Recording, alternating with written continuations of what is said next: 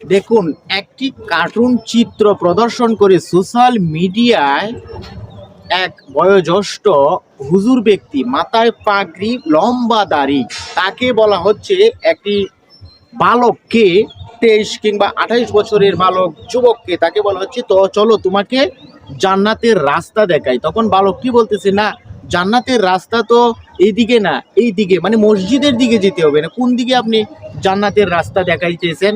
সুতরাং এখানে যে কার্টুনটি দিয়ে ব্যঙ্গত্ব করার জন্য, রাজনৈতিক উদ্দেশ্য হাসিল করার জন্য যে এই চিত্রটা প্রদর্শনী করা হয়েছে, সেখানে দেখুন জামাতকে উদ্দেশ্য করেই কিন্তু এই কার্টুনটি চিত্রটি প্রদর্শন করে সোশ্যাল মিডিয়ায় একটি বার্তা, রাজনৈতিক ফায়দা লুটার একটি অপচেষ্টা, অপকৌশল। আচ্ছা, এখানে প্রশ্ন, দেখুন যেই বয়োজ্যেষ্ঠ হুজুরকে, তার মাথায় যে পাগড়ি আছে, লম্বা দাড়ি, এই পাগড়ি কিংবা লম্বা দাড়ি তো জামাতের লোকের সচরাচর থাকে না।